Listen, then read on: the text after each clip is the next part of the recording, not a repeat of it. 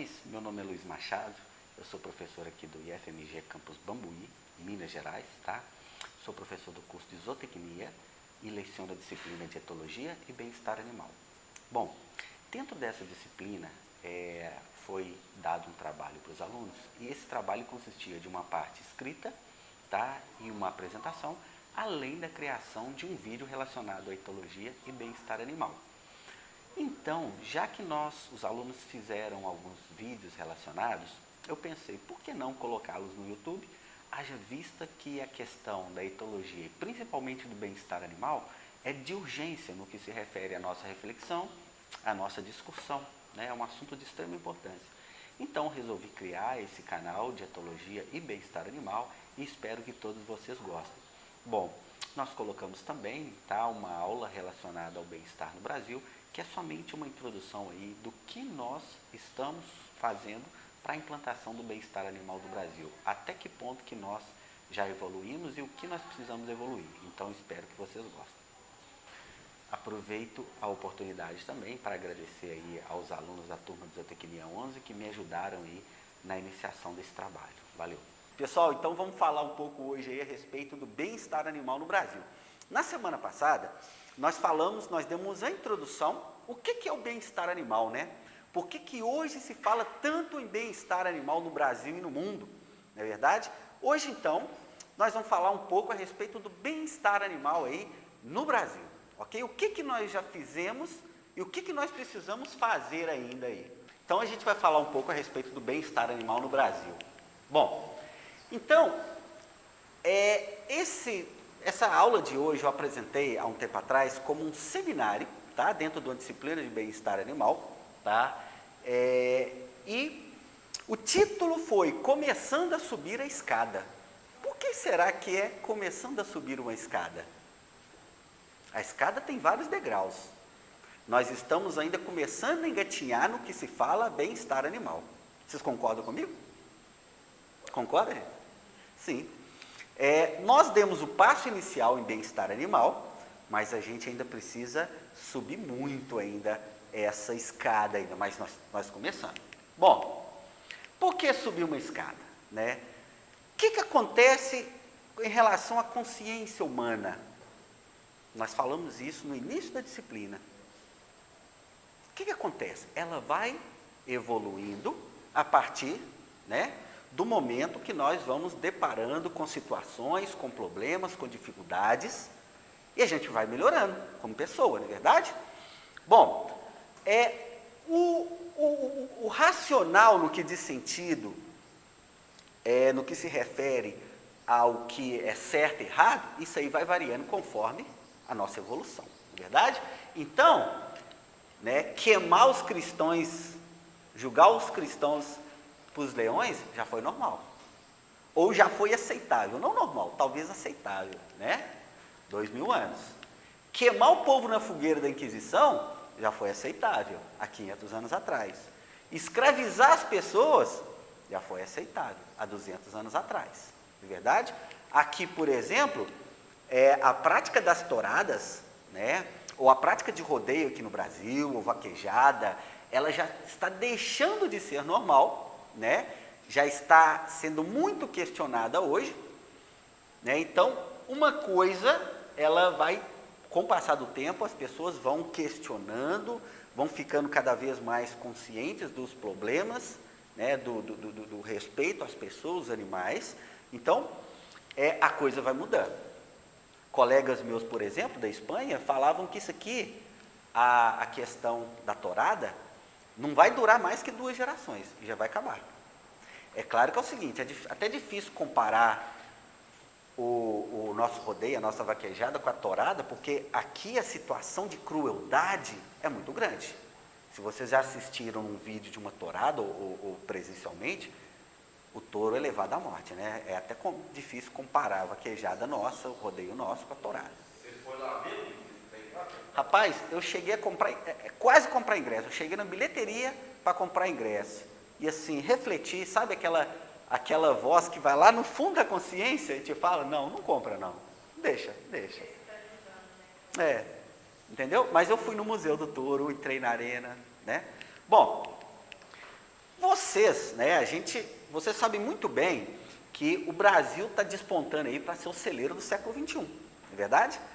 Nós temos excelentes condições para produzir alimento, nós temos áreas, nós temos clima, nós temos solo adequado para a produção de grãos, para sustentar a produção animal, não é verdade? O nosso PIB, ele é um PIB muito alto, nós somos aí uma das primeiras economias mundiais, tá? Só que em 2015, né, houve uma retração de 3% do PIB. Em 2016, os mais otimistas falam em 3,15, 3,2 até 3,5 de retração. Ou seja, nós estamos encolhendo, o nosso PIB está encolhendo, nós estamos em crise. Para 2017, o pessoal está prevendo ainda uma recuperação. Estão prevendo recuperação. Bom, o agronegócio nosso, ele é muito importante e é responsável por 1/3 do nosso PIB, contando o agronegócio como serviços também, né? Dentro do agronegócio, não só a produção primária, mas também os serviços dentro do agronegócio. Então, nós estamos muito importantes nesse sentido, tá? Bom, o Ministério da Agricultura, Pecuária e Abastecimento fez uma projeção. Essa projeção, provavelmente, vocês já viram em algum momento. Até mesmo em introdução à zootecnia, a gente fala nela. Bom, ele fez uma projeção que de 2012 a 2022, o Brasil vai se tornar o maior produtor e exportador de carnes do mundo em 2023. Olha a nossa responsabilidade, né? Nós temos condições adequadas e nós estamos despontando aí para ser o maior exportador, o celeiro do mundo. Então, isso nos leva a uma reflexão que nós temos que fazer isso de uma maneira bem consciente. Bom, conforme nós mencionamos na aula passada, hoje nós temos uma situação muito interessante. Os países mais desenvolvidos, principalmente europeus, têm uma conscientização muito grande no que se refere a bem-estar animal. Isso é fato. Essa ideia de bem-estar animal surgiu lá de países europeus, principalmente os países do norte europeu. Mas o desenvolvimento hoje na produção animal não está lá. A produção animal desses países, ela está diminuindo, o consumo de carne está diminuindo. Mas se a produção animal mundial está aumentando, se a produção de carnes está aumentando, ela está aumentando nos países em desenvolvimento e países não desenvolvidos. O que mostra a necessidade nossa de discutir esse assunto em países não desenvolvidos ou em desenvolvimento. Não é verdade? Por quê? Porque a maior parte da produção vai ser feita nesses países. Bom, e por que é importante introduzir a prática do bem-estar animal aqui? Importante por leis? Sim, existem leis que onde é obrigatório você seguir regras de bem-estar animal, tá? Pressão da sociedade, talvez essa seja o principal fator que nos motiva a trabalhar em bem-estar animal, pressão da sociedade, tá? Sistemas alternativos, sim. É importante também, nós temos que ter sistemas alternativos para substituir os sistemas tradicionais. Talvez nós, né, devemos trabalhar justamente a busca por esses sistemas alternativos também, né, além dos tradicionais. Mas o mais importante para trabalhar com tudo isso aí, trabalhar com bem-estar animal, o que a gente precisa de mais importante? Uma palavrinha, quem sugere? Conscientização. Ó, saiu em espanhol, conscientização, tá? Bom, o consumidor do mundo globalizado está preocupado com 3 coisas quando se fala em produção animal. Quais são essas 3 coisas quando se fala em produção animal? Vamos lá.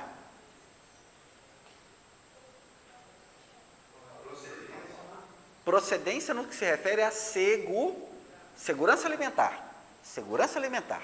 O que mais? Oi?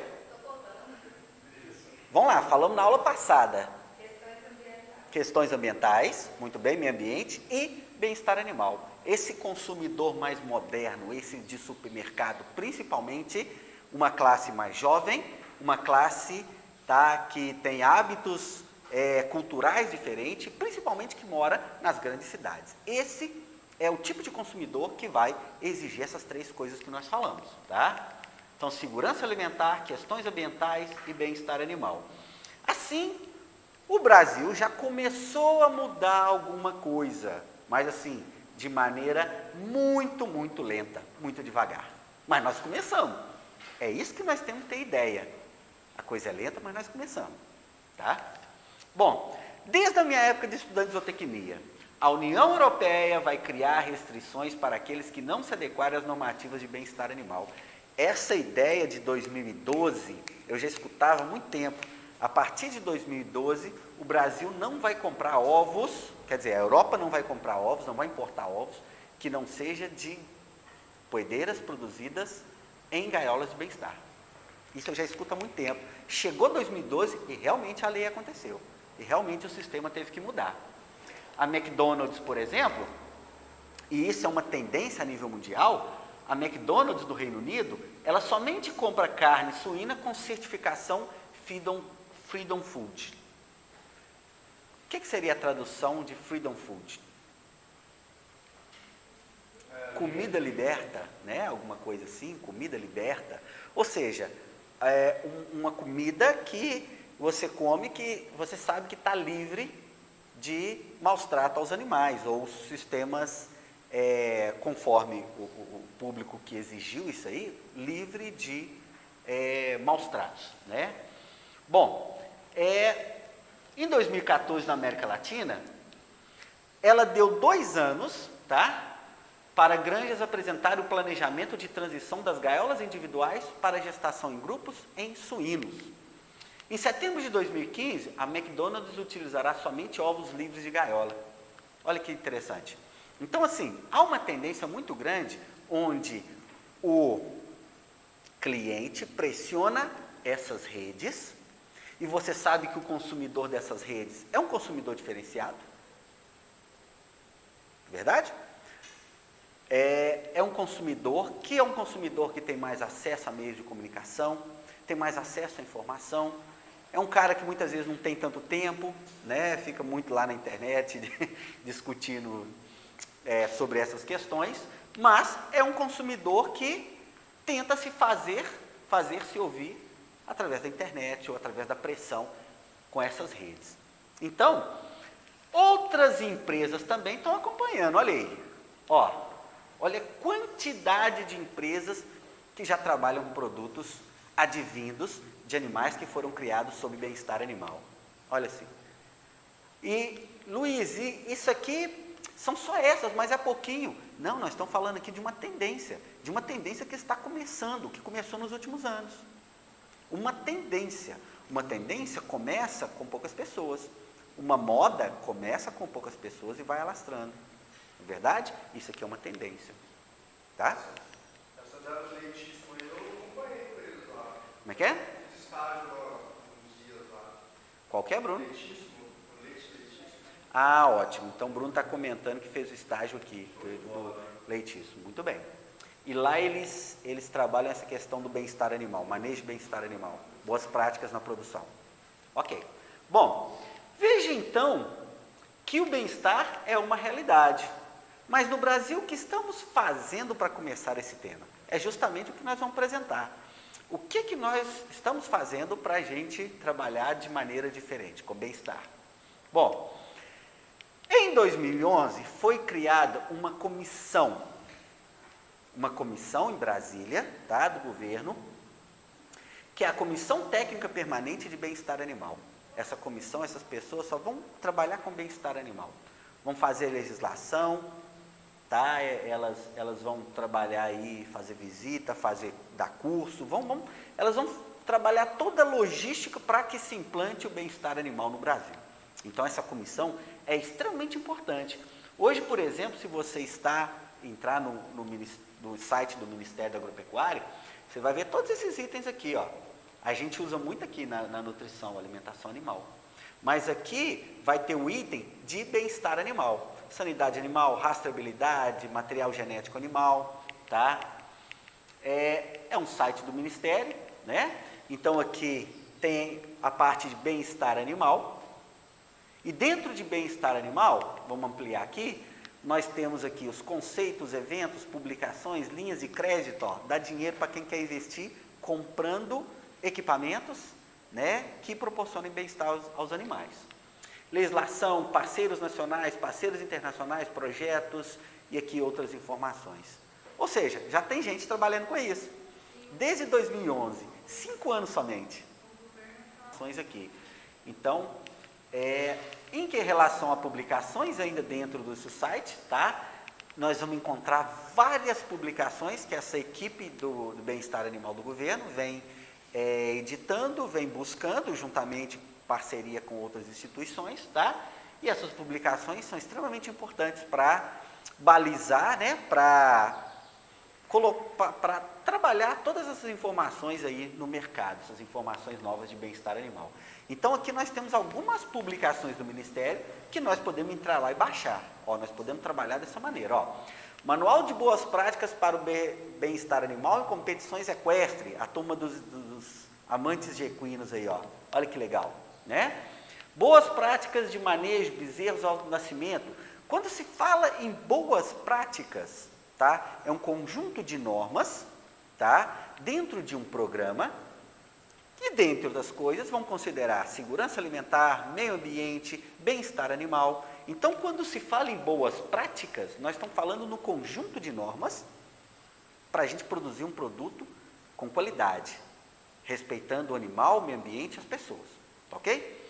Bom, então boas práticas de manejo na vacinação, boas práticas de manejo no embarque, boas práticas no transporte, tá? Boas práticas na identificação, boas práticas na ordenha. Isso tudo é material que você pode entrar lá e baixar, tá? E tentar aplicar, tá? Um manual de boas práticas de manejo e bem-estar de peixes ornamentais amazônicos, olha só. Esse aqui é bem específico, né? Bom, boas práticas de embarque para suínos que vão para o abate, tá? Bom, abate humanitário de bovinos, abate humanitário de aves e abate humanitário de suínos. Tá vendo? Nós estudamos aqui, nós lemos, né? Vocês fizeram um trabalho sobre aquele texto de abate humanitário, aquela norma de 2000, é verdade? Tem também toda essa legislação dentro do site do Ministério aí que pode ser utilizada, né? Folders, eles elaboraram vários folders aí, né? Aqui, por exemplo, para suínos, o bem-estar no embarque, o bem-estar aqui. Chama atenção que aqui a informação, ela fica mais explícita, de melhor entendimento quando comparado com esses primeiros textos que eu apresentei, né? Então, aqui nós temos outros folders, bem-estar na criação de suínos, como está o bem-estar de porcas e gestação coletiva e melhora a produtividade, comparação econômica entre gaiolas tradicionais e alojamento coletivo na gestação, né? Folders também, além dos suínos, folders para bovino, onde os folders vão trabalhar a questão do barulho, da visão, distinto, ou seja, um manejo relacionado ao comportamento do animal, visando o bem-estar animal. E outros folders para bovino, nós temos aqui como reduzir as lesões do manejo pré-abate, transporte de bovinos na estrada. E olha que interessante, nós temos até quadrinhos, cartoons feitos, né? Talvez esse cartoon não é tão interessante para você, técnico de nível superior, né? Que prefere uma informação mais técnica, e uma informação mais técnica pode ser melhor assimilada por você. Mas, para um produtor, de repente, aqui, essa sequência de ilustrações fica mais clara, porque a gente sabe que muitos produtores não têm tanto o hábito da leitura, ou as informações mais detalhadas são de mais difícil entendimento, né? Então, aqui, elas são apresentadas de uma maneira muito mais clara, muito mais tranquila, tá? Olha que interessante, de repente vocês elaborarem alguma coisa assim, hein? No trabalho. Além do vídeo, de repente, para os próximos anos, ó, pedir para elaborar um folder. Olha aí, gente. Ó, o que vocês acham? Bom, bacana. Bom, ainda dentro do site do bem-estar animal, nós temos a questão da legislação. Bom, atualmente nós temos poucas leis, pouquíssimas leis, né? É um assunto muito importante, mas ainda lei mesmo sancionada pelo presidente, nós temos poucas, tá? Vamos ver o que a gente tem, né? Nós temos aqui uma instrução normativa, que fala do abate humanitário, vocês leram e fizeram exercício em cima dessa instrução normativa, do abate humanitário, né? Algumas recomendações de boas práticas e bem-estar, na instrução normativa de 2008, tá ok? Nós temos aqui uma lei extremamente importante, que é chamada de Lei Arouca, que é a Lei 11.794 de 2008. Olha que interessante. Hoje, por exemplo, se você quiser fazer um experimento com um animal, ou até mesmo eu como professor, se eu quiser utilizar animais nas minhas disciplinas, eu tenho que respeitar essa lei. E dentro dessa lei, eu tenho que fazer um projeto dessa aula, um projeto desse experimento que eu quero fazer, e esse projeto vai passar por uma comissão de ética. Provavelmente algum de vocês vai fazer isso um dia. Né? Trabalhar com o animal na parte de experimentação, na parte de aula, e vão fazer um projetinho disso aí, e vai passar primeiro por uma comissão de ética. Igual comentei com vocês, a nossa comissão de ética aqui do IF iniciou os trabalhos quando? Agora, realmente, foi agora. Nós montamos agora essa comissão de ética, tá? E nós estamos trabalhando, né? Eu, Gustavo, a Silvana, a Lívia, então nós estamos aí dentro dessa comissão para avaliar.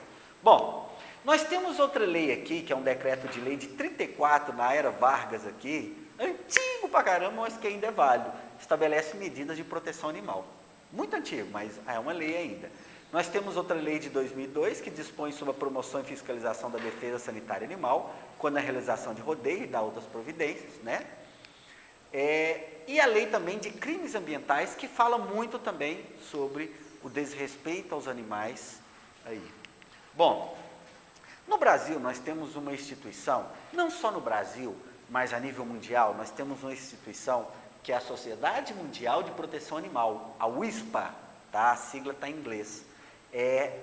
Essa WISPA, ela é uma das que trabalha muito a questão do bem-estar animal.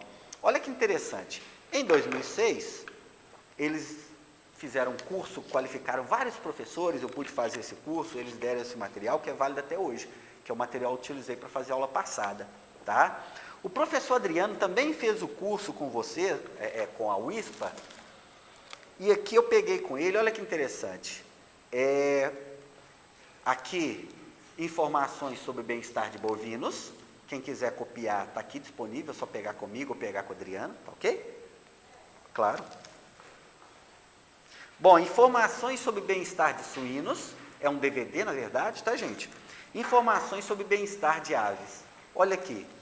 Então, essa instituição, eu considero que trabalha muito em prol do bem-estar animal, né? Bom, olha que interessante. Ontem mesmo, quando eu estava revisando essa aula, eu recebi o e-mail dessa WISPA, desse pessoal, falando um pouco a respeito da necessidade, do pedido, né, às gigantes do fast food, ou seja, as empresas que trabalham com fast food, para criar normas para a compra de carne de frango. E até uma petição. Está vendo como é que essa turma trabalha? Até uma petição, tá? E aqui, enquetes de testar o conhecimento a respeito de frango de corte. Eu não sei se o perfil de consumidor vai saber muito a respeito da criação do frango de corte, mas eles fazem isso, né? Eles dizem aqui, ó, somos World Animal Protection, erradicamos o sofrimento desnecessário dos animais. Isso está muito claro para todo mundo aqui, não está? Sofrimento desnecessário. Está muito claro para todo mundo, seja zootecnista, estudante de zootecnia, veterinário, agrônomo, todo mundo. Eu acho que o sofrimento desnecessário do animal, ele deve ser impedido, não é verdade? Erradicamos o sofrimento, influenciamos as autoridades para que coloquem os animais na agenda global. Sim, nós temos que discutir a legislação animal, nós temos que discutir a importância dos animais para a sociedade, sim?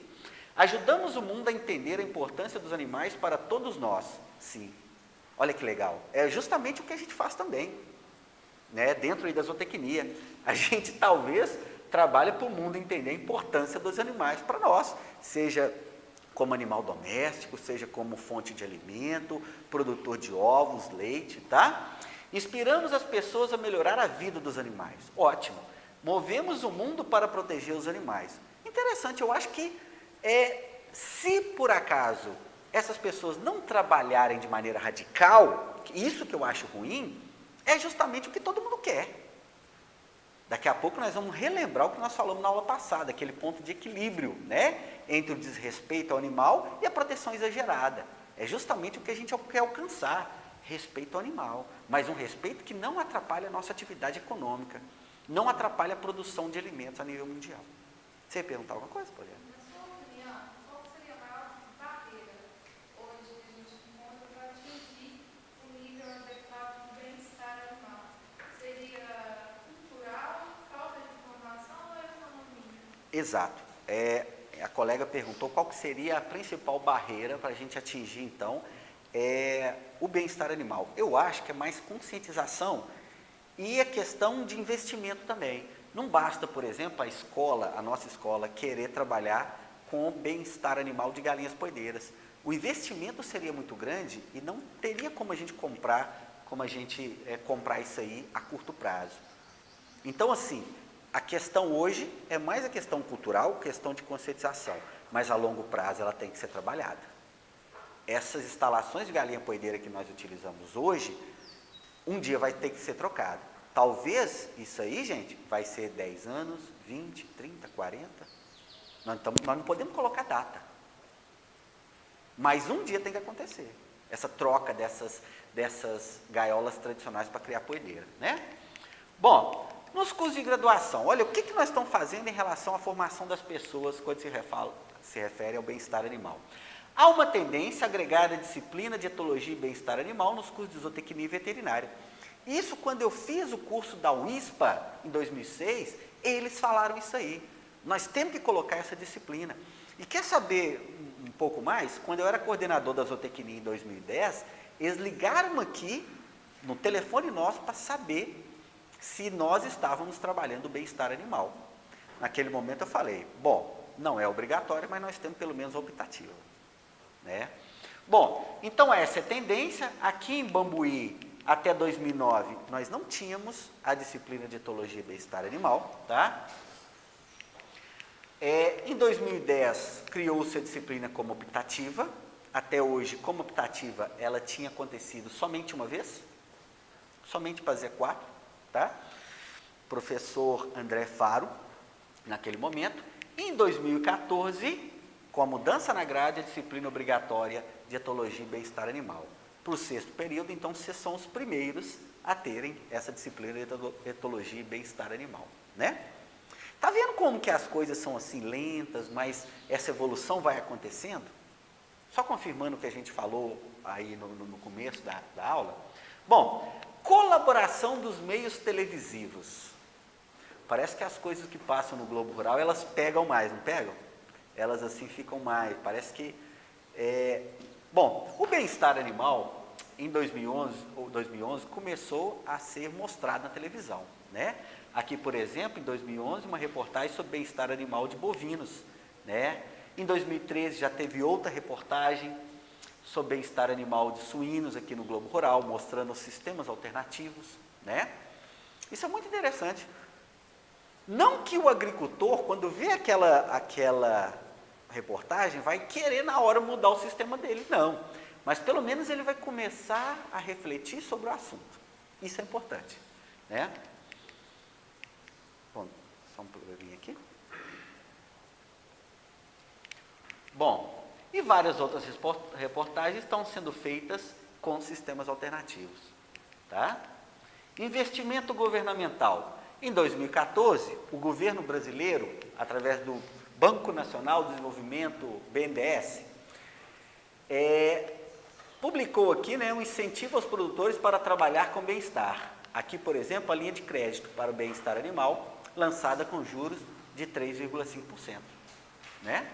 Juros muito baixos, 3,5% ao ano, a gente sabe que é baixíssimo, né? Bom, mais de R$1 bilhão para desenvolvimento de projetos relacionados ao bem-estar animal. Ou seja, o governo também tem que entrar incentivando, estimulando e botando dinheiro para a coisa acontecer. Então, isso aí tem uma importância fundamental. aqui, ó, esses projetos aqui para desenvolvimento, é vocês que vão fazer, né? Principalmente projetos, tá, gente? Até R$1 milhão por projeto, com juros de 3,5%, juros muito baixos, tá? Então, o que seria a questão da certificação? Vocês têm ideia o que é uma certificação? Certificação? Vocês já viram falar em BPF dentro de uma fábrica de ração? Quem já fez Aqua sabe, né? Isso, é um sistema que é implantado, não é verdade? Em que a empresa que segue aquelas normas implantadas, ela ganha uma certificação. É claro que tem que haver uma empresa certificadora para isso acontecer, não é verdade? Por exemplo, outro sistema muito famoso é o ISO 9000, o ISO 14000. Vocês já viram falar isso aí, né? Por exemplo, você não gostaria de comprar uma carne de uma empresa que for certificada na ISO 9000? Ou seja, você está comprando alguma coisa que você tem certeza que a qualidade é garantida. Então, existem também sistemas para certificar que aquela carne, aquele produto foi produzido a partir de bem-estar animal. É claro que é o seguinte, isso aqui é um investimento para a empresa, não é? A empresa vai gastar mais com isso para produzir a carne para o mercado? Então, essa carne vai ter que ter o preço diferenciado. E esse cliente que exige bem-estar, ele também tem que estar disposto a pagar mais. Quem estaria disposto a pagar mais? Entendeu? Talvez uma pequena parcela ainda está disposta a pagar mais por essa certificação. Mas eu acho extremamente interessante e é algo também muito legal para a gente trabalhar dentro, um sistema de certificação. E essa empresa que faz essa certificação hoje é a Ecocert, tá? Certificação no Brasil. A granja já certificada dentro do protocolo de bem-estar animal. Aqui, por exemplo, é uma granja que trabalha com bovinocultura. E aqui, nessa foto, nós estamos vendo uma coisa muito interessante. O que é? O pessoal está na frente, levando Oi? A bandeira aqui, ó, o manejo da bandeirinha. Né? Ou seja, essa bandeira é uma das técnicas de manejo, tá? Que associa comportamento do animal e bem-estar animal. Ok? É muito interessante isso aí. Bom, algumas discussões recentes aí dos últimos anos sobre bem-estar animal. Olha essa reportagem aqui, ó. O navio afundou com 5.000 animais em outubro de 2015. Eles estavam transportando os animais e o navio afundou. Então, quando isso acontece, chama a atenção da sociedade para a gente discutir mais sobre o assunto. Não é verdade? Olha só. Bom, mudanças no sistema de marcação. Hoje em dia a marcação não é feita mais no sistema mais tradicional. É o bruto, rústico e sistemático, né? Então, mas assim, há uma tendência a mudar. Aqui já começou, eu tenho certeza. E aqui eu tenho certeza também que lentamente vai acabando, né? Essa maneira é técnica, é mais técnica. E nós não estamos falando de segurança alimentar?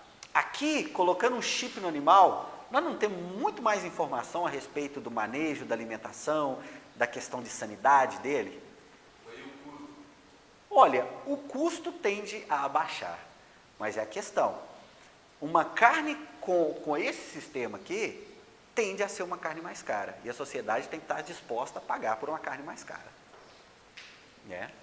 Bom, melhora no manejo. Aqui, por exemplo, o uso de bandeiras associadas ao comportamento. Tá? Na investigação, eu percebi isso nos últimos anos. Quando eu era estudante, eu sempre via alguns animais fistulados. Vocês sabem o que é um animal fistulado? Imagina que aqui você enfia o braço aqui e o braço vai dar lá dentro do rumen do animal. Isso aqui foi muito utilizado para experimentos de digestibilidade, experimentos aí avaliando alimentos, e foi muito importante. Só que hoje há uma tendência de não se utilizar mais animais fistulados. Há uma tendência da gente tentar simular tudo, inclusive fazendo digestibilidade in vitro, em laboratório, e não utilizando animais. Tá? Bom, os rodeios também são muito questionados, embora faça parte da nossa cultura, conforme recentemente a lei foi sancionada, os rodeios sempre são muito questionados, porque irritam o animal, utiliza aqui o sedem que aperta o animal, a espora também, né? Bom,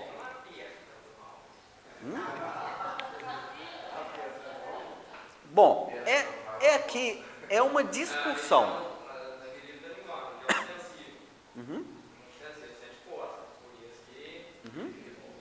Sim, eu concordo, Matheus, eu concordo. É realmente uma discussão, tá? Mas está dentro aí da pauta de bem-estar animal dentro de rodeios, a questão do uso ou não do sedem, uso ou não da espora, né? É algo a de se discutir.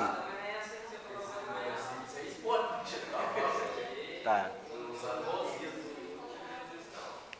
Bom, uma discussão atual aí, ó, a vaquejada.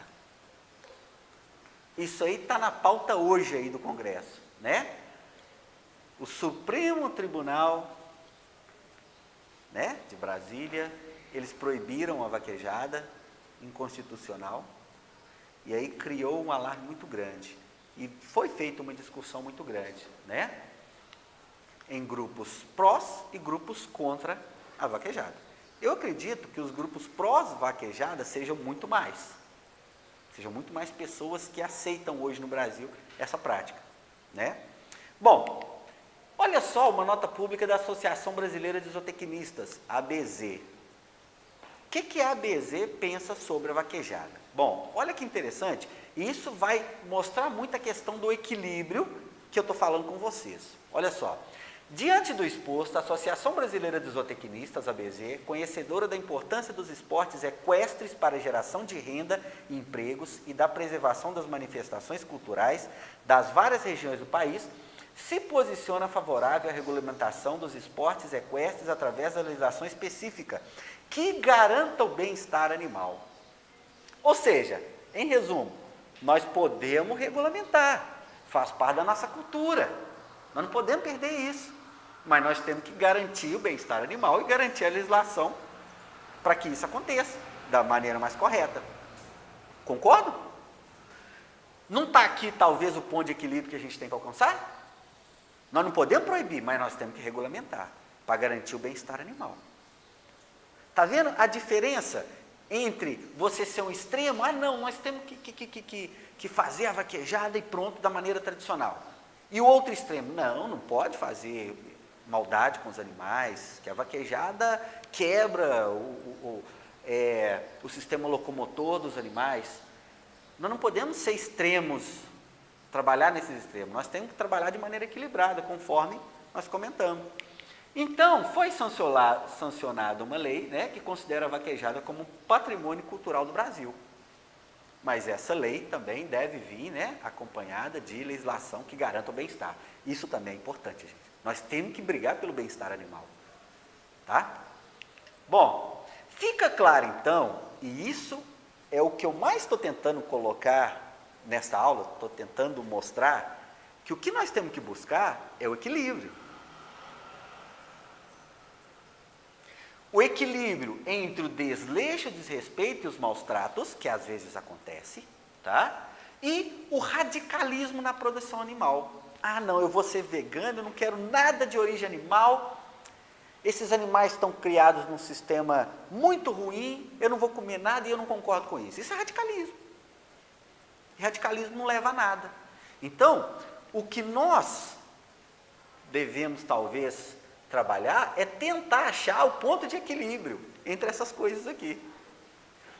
Ou seja, é talvez mudar um pouco a nossa forma de produzir, principalmente quando consideramos, olha só, gaiolas para poedeiras são muito pequenas, gaiolas para matrizes, que são muito pequenas também, as matrizes suínas, elas não têm muito espaço, nós temos que melhorar isso aí. Sistemas alternativos têm que ser criados para isso. Ou seja, a gente tem que buscar o ponto de equilíbrio. Mas nós não vamos deixar de produzir como esse pessoal quer, não. Não tem como, nós temos que alimentar as pessoas. Alimentar com produto de elevada qualidade nutricional, que é a carne, ovos, leite. Vocês concordam? É nessa linha de pensamento que a gente tem que ir ou eu estou equivocado? O que vocês acham? Isso. Isso, mas você concorda comigo que a gente tem que buscar aqui o equilíbrio? Exato, entendeu? Eu assumo que muitos sistemas de produção animal, eles estão ultrapassados. Eles não consideram bem-estar animal. O sistema de produção de poedeiras, por exemplo, como é que uma ave vai expressar o comportamento natural dela se ela tem um espaço de uma folha para viver? Não tem como. Então, deve ser considerado, né? Bom, galinhas poedeiras. O que se fez em galinhas poedeiras? Em 2012, a Europa diz que somente vai comprar ovos, somente vai produzir ovos originados em sistemas alternativos, né? Aqui, esse é o sistema tradicional. Várias galinhas por gaiola, um espaço muito pequeno.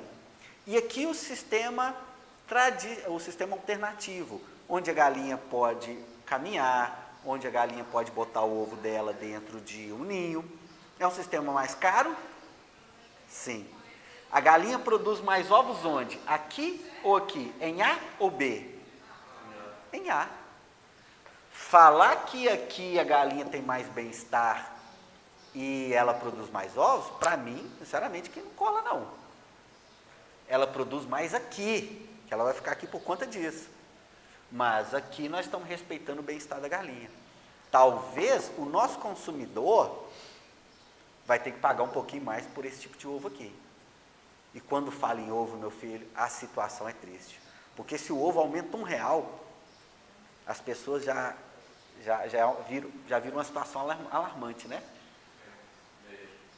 O ovo agora na quaresma está R$5, R$6 a dúzia. Gente, o ovo, eu brinco que é um alimento de graça. De tão barato que é, eu falo que é de graça. A qualidade nutricional dele é muito elevada e é um alimento muito barato. Bom, de qualquer forma, nós temos ainda 70 milhões de animais em baterias e não sabemos quantos animais nós temos em sistemas alternativos. Já começamos a produzir ovo? Sim, sistemas alternativos. Uma empresa que trabalha com esse tipo de sistema alternativo, ela deverá trabalhar bem a questão do marketing. Conseguir botar esse ovo lá para vender. Tá? Isso vai ter que ser muito bem trabalhado pela equipe técnica dela. Bom, aqui o protocolo de bem-estar para aves poedeiras, tá? Ele é publicado pela União Brasileira de Avicultura, a UBA, tá? E é utilizado como referência nacional. Ele aceita 375 a 450 centímetros quadrados por aves, pode fazer muda, pode fazer debicada, mas com controle. Ele trabalha talvez de maneira equilibrada. Ele te deixa fazer uma debicagem, mas desde que você seja capacitado para fazer essa debicagem.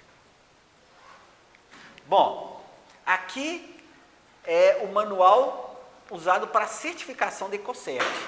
É extremamente rigoroso, proíbe a muda e o espaço mínimo de 929 a 1.400 centímetros quadrados por ave, segundo o sistema. Ou seja, quase 3 vezes o espaço por ave. Em resumo, a União Brasileira de Avicultura te propõe um sistema que você pode trabalhar. Certo? Mas se você quiser vender ovo de bem-estar, você vai ter que gastar um pouco mais, as suas instalações vão ter que ser maiores, né? O seu ovo vai ficar um pouquinho mais caro. Estão entendendo? Uma empresa dessa aqui, ó, ganha em marketing, ganha em vender ovo para um público mais selecionado. Há um tempo atrás, uma aluna nossa comentou que viu ovo a quantos reais mesmo? Sara, quantos reais que era a dúzia do ovo lá que... A Raíssa mostrou o ovo com ômega 3 em São Paulo. Ovo com ômega 3. Bom, talvez não tem relação com isso, mas um ovo enriquecido. Nós talvez não temos muito a cultura de valorizar ovo. Nós não temos essa cultura de valorizar ovo.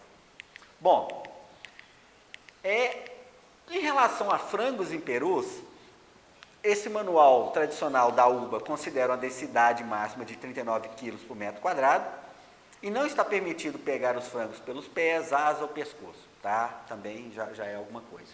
Bom, Aqui, para mostrar para vocês que há também a colaboração de vários sites relacionados com a produção animal. Isso é fundamental. Não só a colaboração da mídia televisiva, né, das reportagens aí, vários programas de televisão, mas os sites também têm que adotar essa ideia.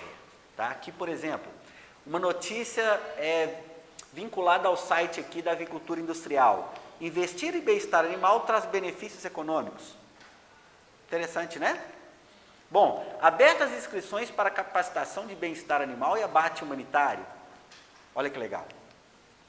E aqui, em relação a suínos, olha que interessante. Esse livro aqui foi um livro publicado recentemente, em 2014 ou 2015, aí, dentro da suinocultura. É um livro enorme, de quase 1000 páginas.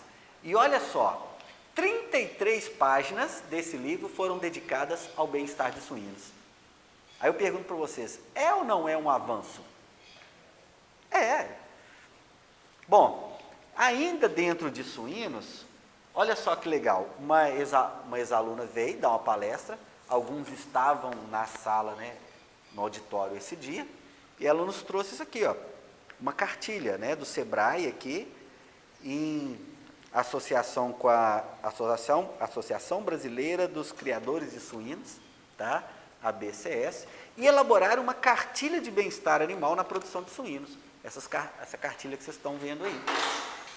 É também um avanço, já é alguma coisa, né? Bom, a preocupação quando se fala em suínos, a preocupação é maior com as porcas, né? O uso na Europa dessas gaiolas, desse sistema tradicional de alojar suíno, foi proibido em 2013. Quando venceu o prazo, sabe o que aconteceu? Muita gente desistiu da atividade, parou de criar suíno.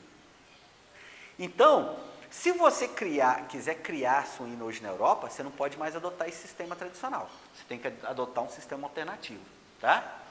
No Brasil, a maioria das granjas ainda adota esse sistema de confinamento. Mas quantas granjas que adotam o novo sistema? Não se sabe, né? Mas já começaram a adotar? Sim. Olha que interessante. Há sistemas alternativos sendo implantados. E dentre esses sistemas alternativos, ganha destaque aqui a gestação coletiva. A porca fica o tempo todo em coletividade? Não, porque não pode ficar. Mas pelo menos durante a gestação, ela vai ficar. Assim que ela estabelece uma dominância entre os animais, uma vai respeitando a outra. Não se tem muitos problemas de briga, problemas sérios, quando se faz a gestação coletiva. O animal tem mais espaço, o animal tem melhor contato social, né? Aqui, por exemplo, outro sistema também para leitões é a criação em cama sobreposta. Em vez do leitão ter contato com o chão de argamassa ali, ele vai ter contato com uma cama. Muito interessante. Aqui, a gente está vendo o Siscal, que é o Sistema Intensivo de Criação de Suínos ao Ar Livre. Olha que legal. O Siscal já considera um suíno solto, muito próximo ao sistema de vida livre dele. Aqui ele vai ter contato com a terra, ele vai ter contato com a vegetação. Talvez essa seja a melhor situação de bem-estar de suínos que a gente pode produzir no momento. Claro que uma empresa dessa vai ter que investir no marketing. Vai agregar valor ao produto dela fazendo isso aí. Talvez ela não vai conseguir produzir tanto, né? Pega essa área aqui, olha só o tamanho dessa área aqui. Imagina que fosse o sistema tradicional. Iria produzir muito mais alimento. Bom, mas agora também se fala em transporte de suínos, né? Isso aqui foi um acidente que aconteceu lá no Rodoanel. A carreta com os porcos vivos tomba no Rodoanel, animais serão liberados. Olha só. Quando isso acontece, vem à tona, né, novamente a discussão sobre o bem-estar animal. Bom, aqui dentro ainda de suinocultura, colaboração de sites como Suinocultura Industrial, por exemplo, promovido pela BCS, Fórum de Bem-Estar Animal na Suinocultura em Uberlândia. Olha que legal, eventos de bem-estar animal. Se Deus quiser, ano que vem nós vamos fazer um aqui na escola, hein? Né, o nosso encontro de nutrição vai ser encontro também de etologia e bem-estar animal. E vocês vão estar nele. Vocês vão fazer formulação de ração, Quer dizer, eu espero, né? Hein? Bom, a JBS, né, um dos maiores frigoríficos brasileiros, anuncia fim das gaiolas de gestação para porcas reprodutoras em toda a cadeia de fornecimento. Olha só que notícia impactante. Ou seja, quando você vê uma notícia dessa, você percebe que realmente a coisa está mudando e vai mudar. Não é verdade? Tem como questionar? Se a JBS está mudando, anunciou o fim das gaiolas de gestação. Bom, em relação a cavalos, a doma tradicional, vocês podem falar muito melhor do que eu, né? Está sendo trocada aí pela doma racional, né? Antigamente, né? Vocês até podem falar melhor que eu, se domava o cavalo mais na base da força, do respeito, né? Hoje se fala muito em doma racional. Então, métodos alternativos estão sendo empregados. Não só para cavalo, como para vários outros animais aí. Bom, então, em resumo, gente, para a gente concluir, deve ficar claro que nós temos que buscar o equilíbrio nas coisas, nem ser radical demais com a proteção animal, nós precisamos dos animais, não é verdade? Mas também não deixar aceitar situações de maltrato. E deve ficar claro também que, embora no Brasil nós estamos começando a implantar o bem-estar animal, o importante é que nós começamos. Mas agora, eu acho que todo mundo tem que contribuir, dar a sua parcela aí de contribuição para que isso futuramente seja uma realidade.